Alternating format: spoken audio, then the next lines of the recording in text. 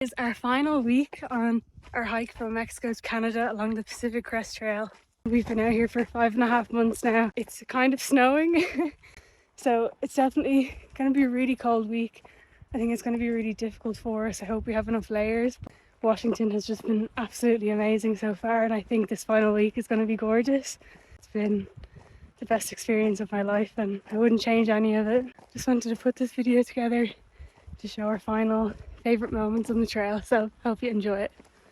We woke to the ground vibrating as elk were walking right past our tent. Rob tried to unzip the tent quietly, but they bolted before we could get a look at them. About an hour later, I finally spotted 2 elk. They didn't seem afraid of me. They were just standing off trail, until I heard gunshots in the distance and realised I might have been the lesser of 2 evils. Rain rolled in as we walked the dirt road towards Snoqualmie Pass. Getting to town after spending the day in rain was always one of the most satisfying feelings out here. The next morning came with a headache and a decision we'd been circling for days. Skip ahead to Mazama to hike to the terminus with friends, or hike every mile and risk getting stuck in snowstorms that were forecasted in the coming weeks. We went back and forth for hours. In the end, we chose to skip. It wasn't an easy decision, but once we were in the motel in Cleelan with Pierre, finishing with the people we started with felt more important. I just want to get to Dairy Queen!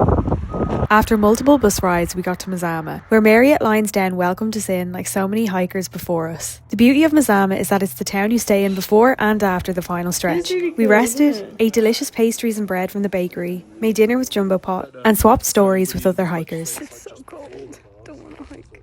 When we returned to trail at Rainy Pass, kind day hikers handed us mini fireball bottles, which felt like a godsend when it started snowing an hour later. The next day's views were stunning. Snow-dusted peaks, autumn colours blazing across the trail. I kept stopping to take photos because it was just so beautiful.